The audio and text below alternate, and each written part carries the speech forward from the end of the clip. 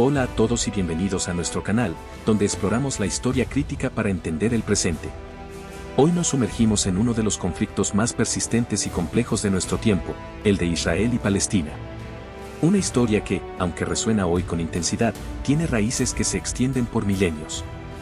Para comprender verdaderamente lo que sucede, debemos viajar 3.000 años atrás, hasta las 15 hectáreas de la ciudad vieja de Jerusalén.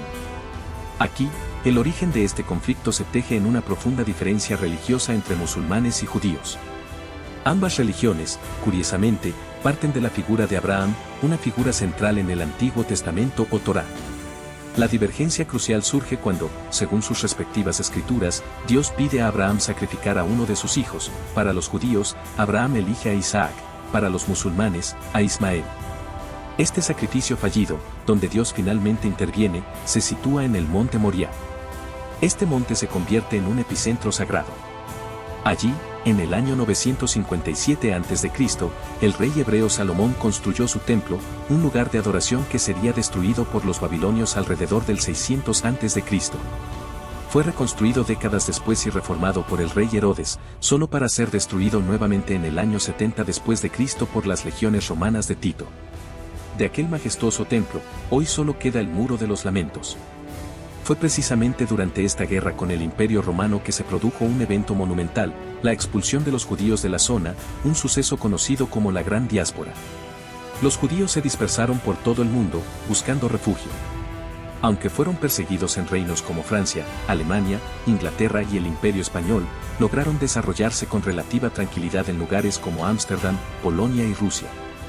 Pero, y esto es clave, a pesar de la distancia y el tiempo, nunca renunciaron a la idea de retornar a su tierra ancestral, brindando en festividades con la frase "el próximo año en Jerusalén".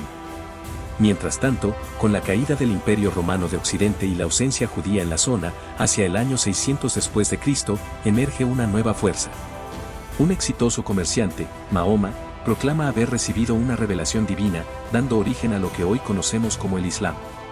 Mahoma, considerado por sus seguidores como el último de los profetas y heredero de Abraham, Moisés y Jesús, logró un movimiento arrollador. En apenas un siglo, el Islam dominó la región, expandiéndose por el norte de África y hasta la actual España, bautizada como Al-Ándalus. Con su propia interpretación de los libros hebreos, los musulmanes construyeron la mezquita de la Roca y la de Al-Aqsa en honor a Mahoma, ubicándolas precisamente en el mismo lugar donde estuvo el antiguo templo de Salomón en el monte Moriah. De esta forma, uno de los lugares más sagrados para los musulmanes se erigió sobre uno de los más sagrados para los judíos, y así, con Jerusalén como su epicentro, el conflicto árabe-israelí acababa de nacer. El predominio musulmán se consolidaría con el Imperio Otomano, que gobernó la zona desde 1300 hasta 1918. Saltamos al siglo XIX. El deseo judío de retorno se materializa en 1896 con la creación del sionismo, un movimiento que busca establecer un Estado judío en la región de Jerusalén. Apoyado por influyentes familias judías como los Rothschild, y también impulsados por el antisemitismo en Rusia, decenas de miles de judíos comenzaron a establecerse en Palestina a principios del siglo XX. En noviembre de 1917, un evento crucial. El británico Arthur Balfour emite una declaración que reconoce el apoyo de la corona inglesa a la creación de un hogar nacional para los judíos en la región de Palestina. Este respaldo de una gran potencia dio un impulso gigantesco al proyecto sionista. La Primera Guerra Mundial asestó el golpe final al Imperio Otomano, y en 1918, Palestina y Jerusalén quedaron bajo el gobierno de Gran Bretaña. Bajo el mandato británico, la inmigración judía y la compra de tierras se dispararon, lo que generó un creciente enfado entre los palestinos musulmanes. La tensión estalló en una revuelta en 1936, que dejó más de 5.000 palestinos muertos. Sin embargo, la gran ola de inmigración judía ocurrió tras la Segunda Guerra Mundial y la exposición del horror del Holocausto. Cientos de miles de judíos sobrevivientes, buscando regresar a su tierra ancestral, llegaron a Palestina, a pesar de las restricciones británicas. En 1946, la composición demográfica era clara: 600.000 judíos y 1.300.000 árabes musulmanes vivían en Palestina. La situación se volvió insostenible para los británicos, quienes en septiembre de 1947, bajo presión, anunciaron su intención de renunciar a su mandato. La solución pasó a manos de la Asamblea General de la ONU. En noviembre de ese año, la ONU aprobó la Resolución 181, que, con el apoyo de Estados Unidos y la URSS, recomendaba la división de Palestina en dos estados, uno árabe y otro judío, y colocar Jerusalén bajo control internacional. Los países islámicos, sin embargo, votaron en contra. La complejidad era evidente, los judíos reclamaban su tierra ancestral después de 2.000 años, mientras los árabes habían vivido allí durante 1.300 años. En mayo de 1948, el líder sionista David Ben-Gurión declaró la independencia y la creación del Estado de Israel, obteniendo reconocimiento inmediato de Estados Unidos y la Unión Soviética. Los palestinos en el territorio se opusieron, y ese mismo día, Israel fue invadida por ejércitos de Egipto, Siria y Jordania, entre otros. Inicialmente, los árabes dominaron, incluso sitiando Jerusalén. Pero, contra todo pronóstico, los israelíes se organizaron y montaron una defensa contundente a pesar de su reducida población. Tras casi un año de combates, en 1949, se alcanzó un acuerdo de armisticio. Bajo este acuerdo, Jordania se apropió de Cisjordania y la Jerusalén antigua, mientras Egipto anexionó la Franja de Gaza. Israel, sin embargo, aumentó su territorio en 6.000 kilómetros cuadrados y consolidó su independencia. Lamentablemente, el Estado palestino prometido por la ONU no pudo formarse, ya que sus territorios asignados fueron ocupados por Egipto, Jordania e Israel. Al final de esta guerra, aproximadamente 700.000 palestinos abandonaron sus hogares buscando refugio, y una cantidad equivalente de judíos expulsados de países árabes se instalaron en Israel, duplicando su población. Los años siguientes vieron la emergencia de nuevas fuerzas. En Egipto, el militar Gamal Abdel Nasser, quien había luchado contra Israel en 1948, se convirtió en presidente y un ferviente defensor del panarabismo, un movimiento que buscaba unir a todas las naciones árabes. Bajo la tutela de Egipto y Siria, se creó la Organización para la Liberación de Palestina, OLP, con el objetivo de reivindicar el fallido Estado palestino. También se formó el grupo político Fatah, dirigido por Yasser Arafat, que, a diferencia de la OLP, se mostró independiente y propuso una solución palestina separada de los vecinos árabes. Con la creación de estos grupos y la política agresiva de Nasser hacia Israel, la guerra era solo cuestión de tiempo. El 17 de mayo de 1967, Nasser exigió el retiro de las fuerzas internacionales de la ONU del Sinaí. Poco después, bloqueó los estrechos de Tirán para buques israelíes, un acto que Israel consideró directamente una declaración de guerra.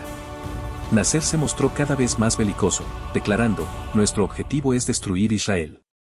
La histeria nacionalista recorrió el mundo árabe, y se firmaron pactos de defensa militar entre Egipto, Jordania, Siria e Irak.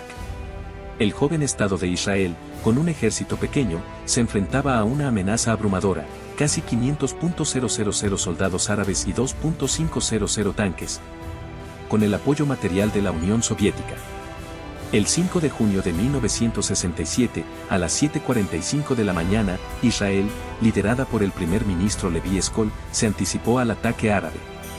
Lanzó la Operación Foco, un ataque aéreo sorpresa sobre los aeródromos egipcios.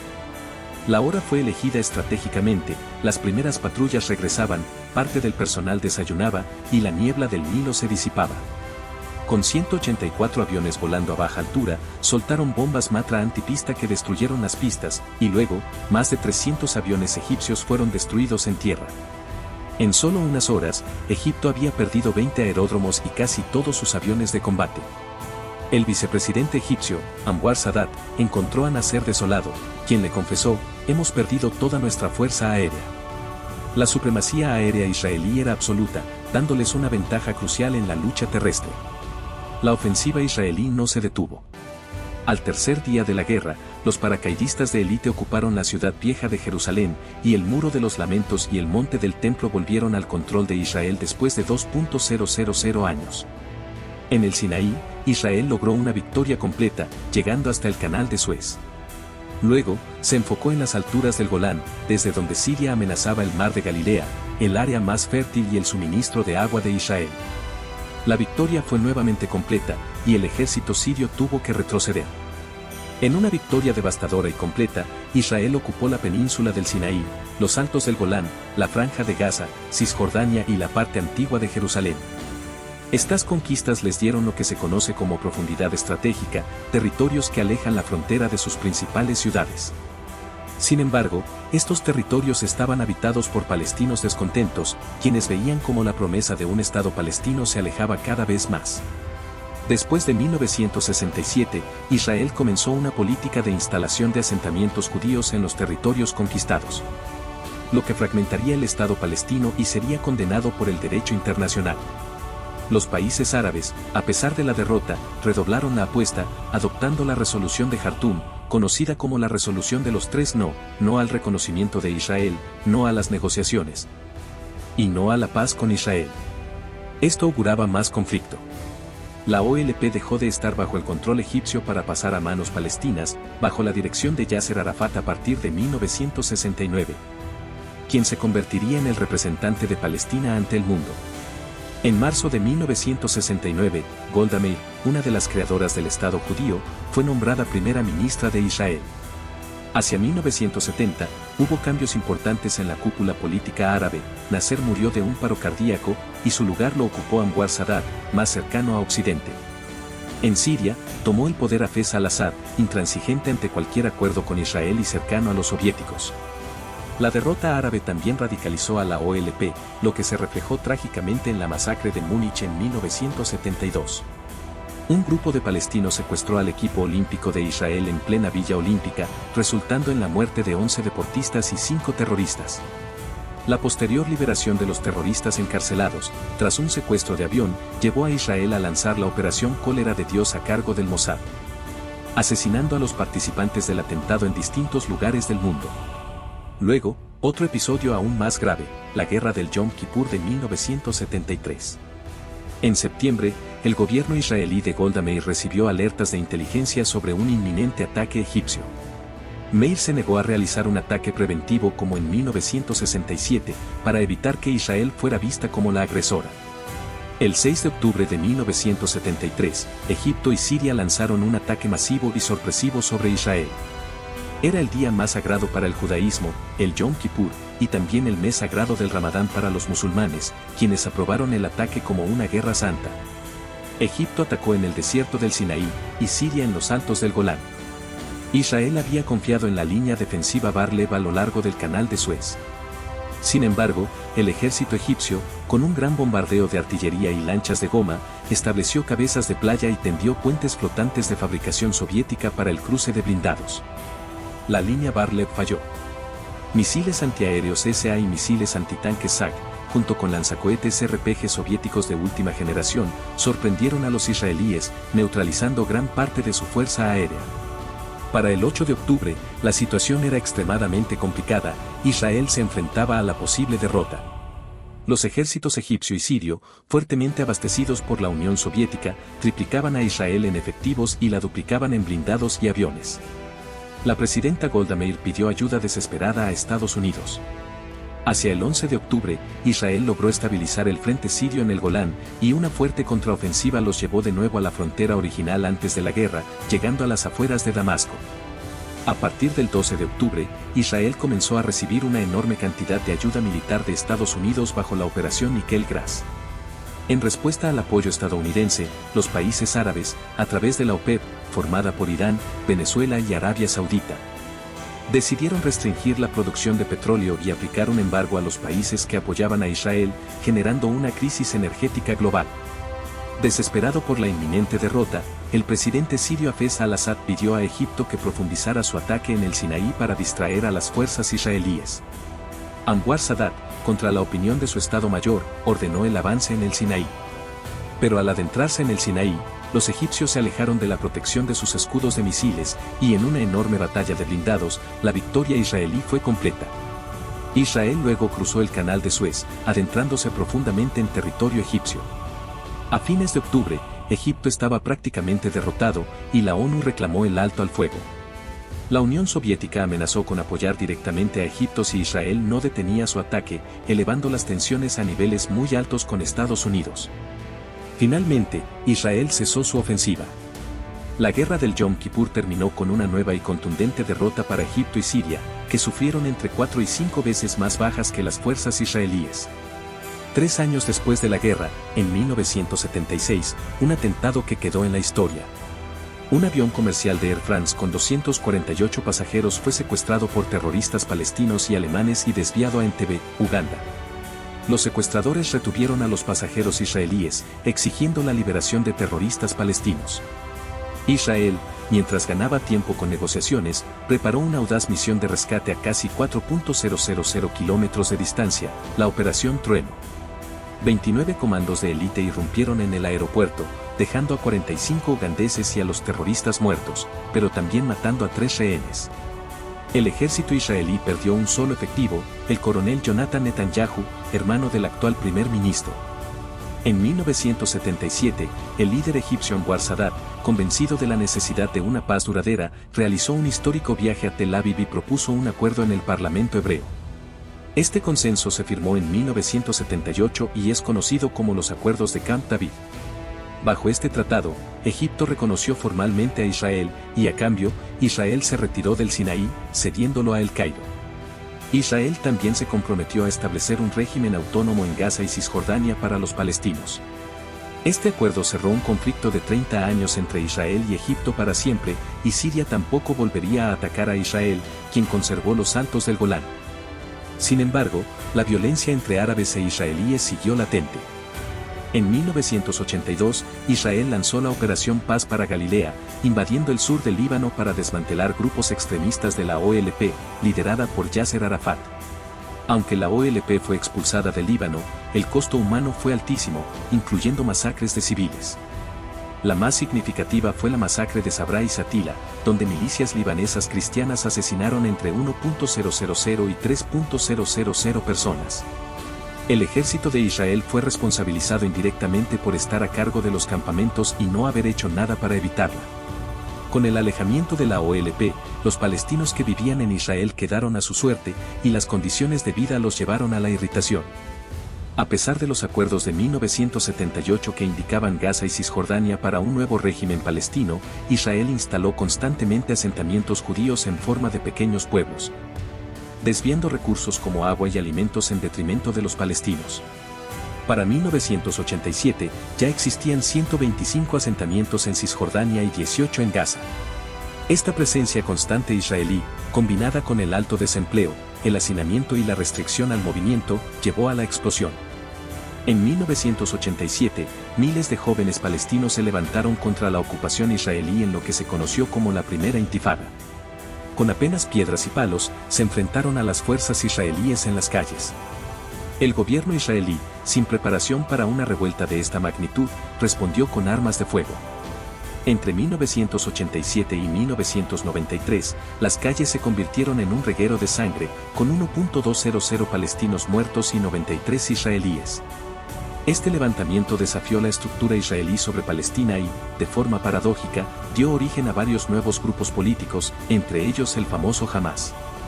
La historia de Hamás es curiosa. Comienza en los años 70, cuando Israel, con el objetivo de debilitar a la OLP de Arafat y dividir a los palestinos, comenzó a financiar a varios grupos islámicos en Gaza.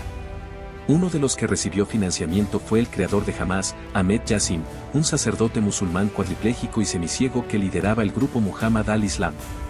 Israel permitió que Yassin construyera mezquitas, escuelas y hasta la Universidad Islámica de Gaza, cobrando cada vez más relevancia.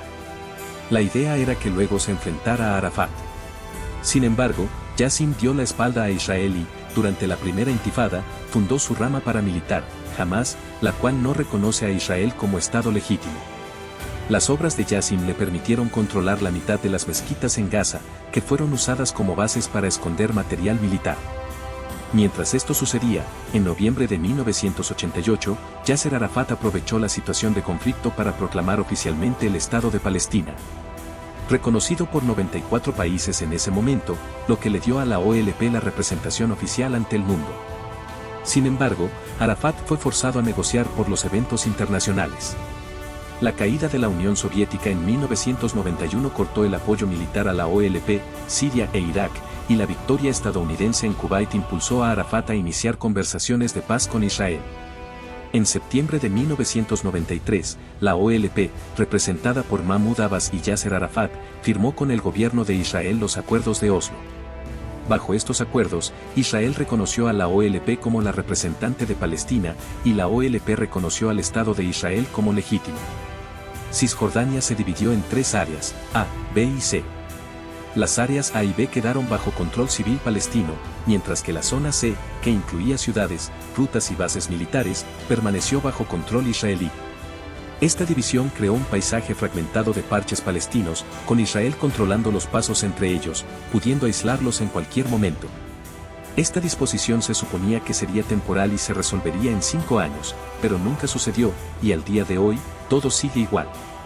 Para colmo, Israel continuó con los asentamientos en Cisjordania, a pesar de los acuerdos y en contra del derecho internacional. Tras 6 años de negociaciones, en julio de 2000, el presidente Bill Clinton convocó a Ehud Barak por Israel y Yasser Arafat por Palestina para un tratado definitivo. Pero no se logró un acuerdo que contentara a ambas partes. Apenas 2 meses después, el entonces líder de la oposición israelí, Ariel Sharon, visitó el recinto de la Cúpula de la Roca y la mezquita de Al-Aqsa. Esta visita fue interpretada como una gravísima provocación por la población palestina. Aunque al principio hubo incidentes menores, al día siguiente, durante la plegaria del viernes, cientos de jóvenes musulmanes apedrearon a fieles judíos en el Muro de los Lamentos. La policía israelí reaccionó disparando fuego real, matando a 7 palestinos y extendiendo los incidentes por toda la parte árabe de Jerusalén. La segunda intifada estaba comenzando. Pronto, las calles se llenaron de enfrentamientos entre el ejército de Israel y jóvenes palestinos, a menudo menores de edad. En esta época, comenzaron a tener lugar los ataques suicidas contra centros comerciales, restaurantes o estaciones de autobús. Por su parte, Israel recurrió a la ejecución sin juicio de sospechosos y la ocupación de territorios palestinos. En 2002, comenzó la construcción de un muro para separar Cisjordania y Gaza de su territorio. En marzo de 2004, el líder de Hamas, Ahmed Yassin, fue asesinado por 3 misiles lanzados por un helicóptero israelí mientras regresaba de orar en su mezquita. Su funeral atrajo a 200.000 personas y su figura se convirtió en un mártir del islamismo y los palestinos. En noviembre de ese año, el otro líder palestino, Yasser Arafat, murió de forma extraña, con algunas fuentes sugiriendo que fue envenenado gradualmente con polonio 210 por el servicio secreto de Israel. Tras 2 años de violencia diaria, la segunda intifada se apagó gradualmente hasta finalizar en 2005 con la retirada de Israel de la Franja de Gaza y el norte de Cisjordania. De esta manera, Gaza quedó plenamente a cargo de los palestinos, quienes en enero de 2006 tuvieron elecciones generales. En estas elecciones, Hamas obtuvo el 44% de los votos frente al 41% de Fatah. Los ánimos se caldearon, Hamas denunció a Israel por encarcelar a sus candidatos, y Fatah no reconoció la victoria de Hamas. Esto llevó a la separación de Palestina en 2 grupos distintos, Cisjordania gobernada por Fatah, y la Franja de Gaza gobernada por Hamas. Es importante recordar que Hamas, instalada en Gaza, no reconoce la legitimidad del Estado de Israel ni la resolución de la ONU de 1948 para la partición de Palestina. Fatah en Cisjordania, en cambio, tiene una política de reconocimiento hacia Israel, aunque disputa los asentamientos. Desde 1967, Israel ha ocupado gradualmente el 61% del territorio palestino de Cisjordania con pueblos y bases militares, y posee el control absoluto de las rutas y accesos, dejando a los palestinos viviendo en lo que se describe como una cárcel gigante. Esto ha sido condenado por la ONU y el derecho internacional, pero sigue sin resolverse. Incluso, el presidente Benjamín Netanyahu ha propuesto anexar todo el territorio como parte de Israel de forma definitiva. Volviendo a la Franja de Gaza, desde su retirada en 2005, Israel ha cerrado Gaza al mundo por tierra y aire, dejando solo 3 puntos para el comercio controlados por su ejército, asfixiando comercialmente a los palestinos. Israel corta el suministro eléctrico a la franja, dejando a millones de personas a oscuras y sin agua corriente. Hamas ha aprovechado este bloqueo para presentarse como el padre protector de los gazatíes, realizando acciones sociales en escuelas y hospitales, lo que ha aumentado su popularidad. También ha respondido construyendo una red de túneles bajo tierra que cruzan a Egipto para comerciar y obtener armamento. La situación explotó cuando Egipto también cerró su frontera con Gaza para evitar la invasión de Hamas. Pocos meses después, Hamas voló parte del muro egipcio, y 500.000 habitantes de Gaza cruzaron la frontera en busca de alimentos y medicinas. Esta marea de palestinos dejó en evidencia el abuso de Israel con su bloqueo comercial. Israel, por su parte, se excusó en los 4.000 cohetes que Hamás había disparado en los meses anteriores. A fines de 2008, Israel realizó una invasión directa con miles de efectivos en Gaza. Intentaron destruir bases y baterías de cohetes, pero después de 3 semanas, tuvieron que retirarse. Esta incursión dejó 1.400 palestinos muertos, 50.000 desplazados y apenas 13 israelíes muertos, además de destruir hospitales y fábricas, generando una crisis humanitaria. Este escenario se repitió en 2014, cuando Hamás secuestró y asesinó a 3 adolescentes, y Israel respondió con una incursión militar que causó la muerte de 2 niños palestinos. Esto escaló a un conflicto general donde Israel bombardeó e invadió Gaza, y Hamás disparó miles de cohetes a territorio israelí. Episodios tristes como el asesinato de 4 niños que jugaban en la playa por la Marina israelí y el bombardeo de escuelas y hospitales, donde Hamás escondía municiones, tuvieron lugar. Es importante destacar que las fuerzas israelíes, tanto en 2014 como hoy, suelen avisar antes de atacar con panfletos o llamadas telefónicas, seguido de un ataque ligero para advertir. Y luego el bombardeo principal. A pesar de esto, la incursión de 2014 causó la muerte de 1.600 civiles en Gaza y 400.000 desplazados. Por parte de Israel, murieron 5 civiles y 66 soldados. Tras 50 días de conflicto, una tregua indefinida fue aceptada gracias a la mediación de Egipto. La violencia volvió a estallar en mayo de 2023, con enfrentamientos entre la Yihad Islámica Palestina y otros grupos contra Israel. Pero el último y más intenso episodio de este conflicto aún se encuentra en desarrollo. El 7 de octubre de 2023, mientras Israel celebraba el día de Sukkot, fiesta de las cabañas, el grupo armado Hamás lanzó el mayor operativo de su historia, la Operación Tormenta Al-Aqsa. Lanzaron 5.000 cohetes en 20 minutos contra Israel y dieron inicio a una ofensiva terrestre sin precedentes. El ataque comenzó con drones bomba que destruyeron los puestos avanzados israelíes cerca de la frontera, permitiendo que cientos de guerrilleros cruzaran en parapentes y que Hamás volara la muralla defensiva en varios puntos. En pocos minutos, cientos de terroristas en motos y camionetas avanzaron hacia los pueblos cercanos.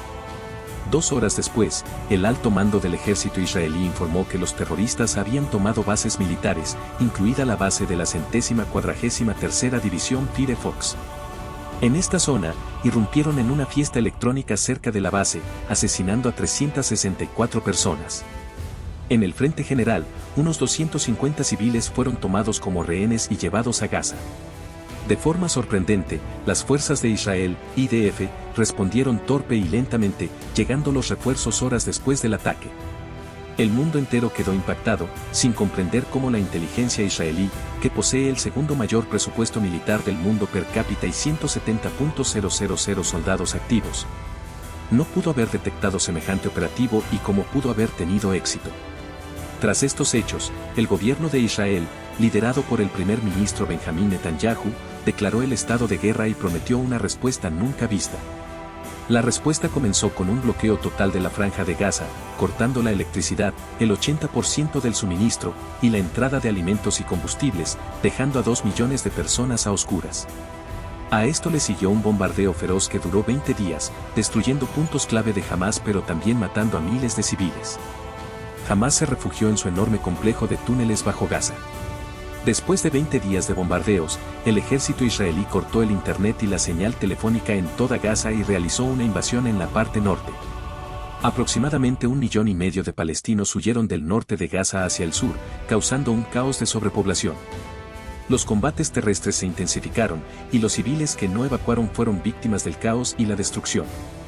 Incluso una ambulancia fue atacada por un misil israelí, matando a 15 personas, aunque Israel alegó que era usada por Hamás sin presentar pruebas.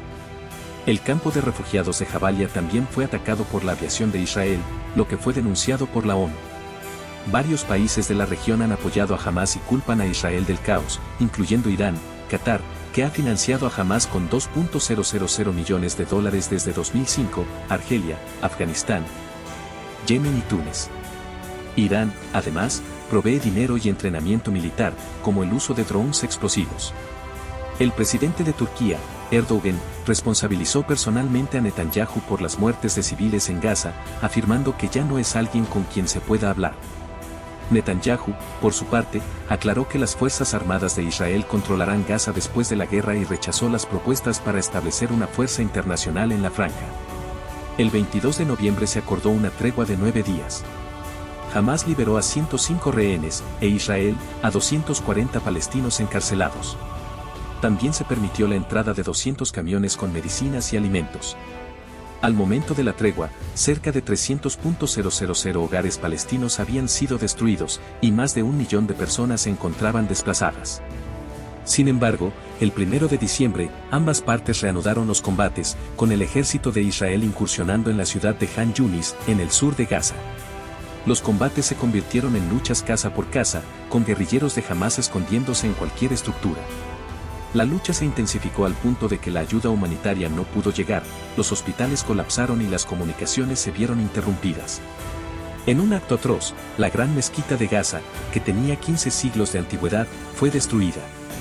A mediados de diciembre, la ONU hizo un llamado al alto al fuego, con 153 países votando a favor y solo 10 en contra. Netanyahu respondió asegurando que continuará su ofensiva hasta terminar con Hamás para siempre, con o sin apoyo internacional. En línea con esto, las fuerzas de Israel han comenzado a inundar la red de túneles de 500 kilómetros que se encuentra debajo de Gaza. Esta inundación absoluta con agua de mar, sin embargo, podría generar la destrucción del sistema de agua de toda la franja, llevando al desastre para los civiles. Hasta mediados de diciembre, habían fallecido 18.200 palestinos, de los cuales 7.729 son niños y 5.000 serían combatientes de Hamás. El porcentaje de niños y mujeres muertos en tan poco tiempo es inaudito en el siglo XXI. De hecho, en los 2 primeros meses de este conflicto, murieron más mujeres y niños que en todo el primer año de la guerra de Irak 2003 y aproximadamente los mismos que en 20 años de la guerra de Afganistán. Comparado con Ucrania, han muerto más del doble de mujeres y niños en Gaza en 2 meses que en 2 años de guerra en Ucrania. Estas cifras se entienden al comprobar el uso despreocupado que Israel hace de bombas de 900 kilogramos en zonas densamente pobladas, cuando las bombas más usadas por Estados Unidos en otros conflictos eran de apenas 230 kilogramos y ya se consideraban excesivas. Para encontrar una situación análoga, habría que retroceder a la guerra de Vietnam o incluso a la Segunda Guerra Mundial, cuando aún no existían los convenios de Ginebra. Por parte de Israel, 115 soldados han muerto en la incursión en Gaza y 1.600 han sido heridos. Si se suma el atentado del 7 de octubre, han fallecido 444 soldados, 59 policías, 859 civiles y 40 desaparecidos. En este contexto, lo más probable es que Israel continúe con su ofensiva hasta tomar todo el norte de Gaza, lo que podría dar lugar a combates mucho más feroces. Luego, quizás emprenda otro operativo mucho más complejo para tomar la parte sur, que hoy alberga a 2 millones de personas en apenas 25 kilómetros cuadrados. Este operativo en el sur, como ya se ve en Han Yunis, podría durar varios meses y, lamentablemente, costaría la vida de muchísimos palestinos. Los civiles serían apiñados en la ciudad de Rafah, en la frontera con Egipto. Por otro lado, los intercambios con el grupo terrorista Hezbollah, financiado por Irán, han estado escalando en la frontera norte de Israel y en caso de agravarse, podríamos ver una invasión similar a la de 1982 en el sur del Líbano. El conflicto palestino-israelí, con más de 100 años de historia, sigue más latente que nunca y, lamentablemente, parece estar lejos de terminar. Si este documental les resultó esclarecedor, por favor, consideren apoyarnos para que podamos seguir produciendo videos de historia y actualidad. Un gran saludo y hasta el próximo video.